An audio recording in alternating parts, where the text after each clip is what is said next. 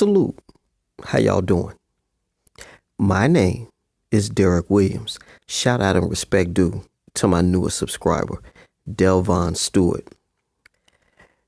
You know, they say that some of us are clairvoyant, which simply means they can see stuff in the future before it even happens.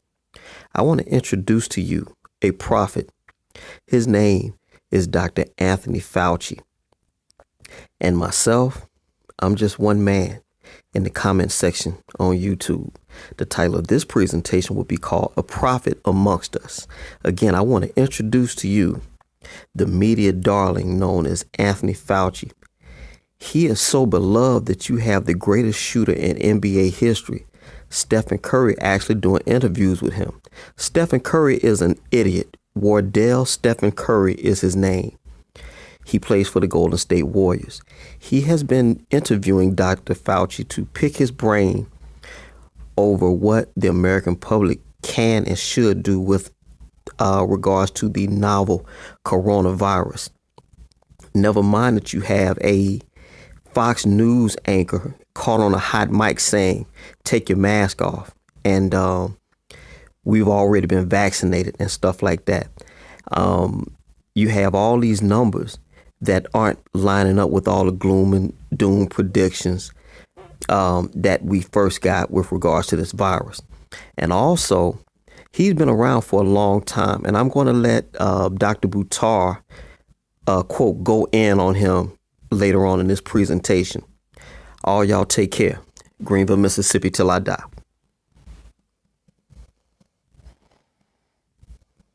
Given, as you heard from the introduction, that I have been around for a while and have had the opportunity and the privilege and the pleasure of serving in 5 administrations, I thought I would bring that perspective to the topic today, is the issue of pandemic preparedness. And if there's one message that I want to leave with you today based on my experience, and you'll see that in a moment, is that there is no question that there will be a challenge, the coming administration, in the arena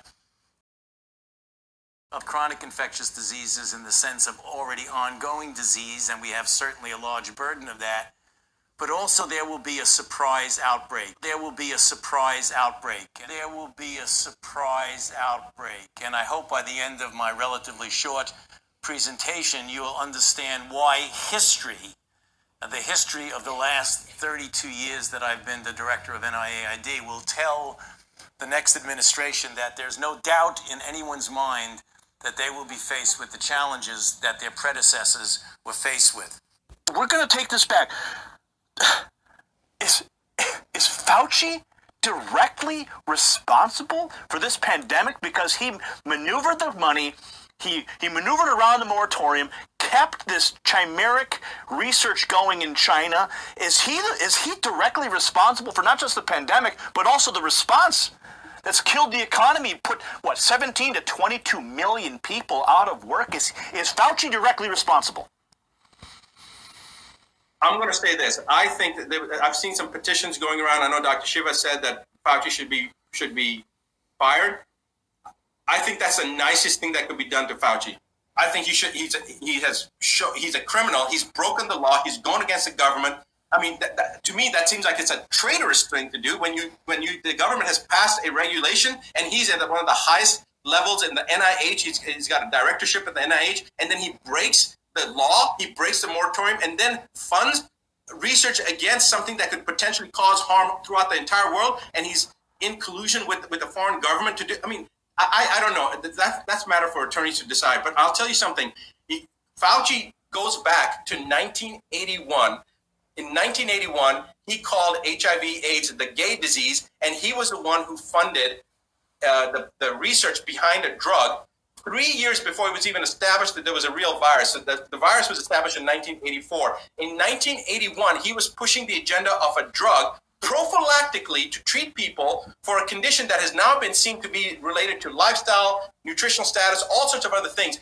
He was pushing the agenda to push a drug that caused so much harm as a prophylactic, just to prevent HIV. Now, this goes back 1981. We're talking 39 years. This guy has a history of pushing an agenda.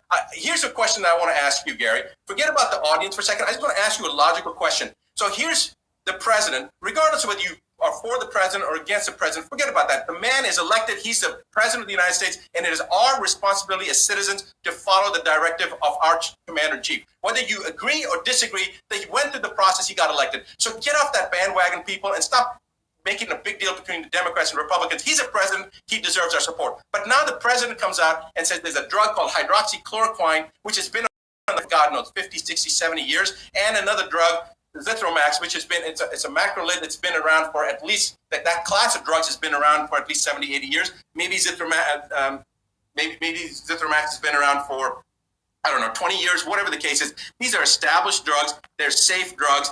Using them in combination, there are doctors that have shown at least 99% efficacy. They've shown hundreds and hundreds of patients that have treated. Nobody's died. Symptoms resolve within an hour, hour and a half to a day and a half, 2 days. Okay, so you've got this class. The president brings it out. And Fauci says, get this, Fauci says, unless there's some study, yet he's promoting a vaccine that we have no idea what the hell that's going to do. And he's saying that's okay to use? I mean, if that does not show a conflict of interest, I don't know what does. People need to wake up and realize there is a massive criminal component to this. This entire world economy, the whole world economy shutting down, it comes back to one person, in my opinion, and that's Fauci. Now, there's other people that are involved with the charade, obviously, but Fauci is the person that they put up in the front, and Fauci is the one who had the ability to stop this. Fauci has told a friend of mine, Judy Mikowitz, who I was doing an interview with just about an hour earlier, she went to jail and spent 5 years. She was threatened by Fauci 10 years ago when she came out to say that the viral studies and the research that she had done, and she was in charge of doing the research in Ebola to make it more virulent. The gain of function studies on Ebola, she was responsible for that. When she realized the stuff that she had developed and the stuff that she was researching was being used for nefarious purposes and she was going to be a whistleblower, her career was threatened and more, her life was threatened. She refused to back down. She went forward, and guess what they did? They framed her and they put her in jail for 5 years. She's got a book that came out today, I believe it's called Plague Something. Just came out today. I'm telling you right now, Fauci, it can all be Fauci, but Fauci is just one of the players. There's other people, and you can start looking at what the agenda is. It's wide open. Anybody can go in and do their own internet search. They just need to open their eyes, they need to open up their mind, and they need to be married to no decision or outcome. Just look at it for yourselves, people. You've got your brains. Use your own brain. Come up with your own sequence of events, how it happened. Do the research, and you will, if you're following a logical, sequential thought pattern, you'll come to the same conclusion. There's no way that you can come to any other conclusion. All roads lead back to the same place. Now,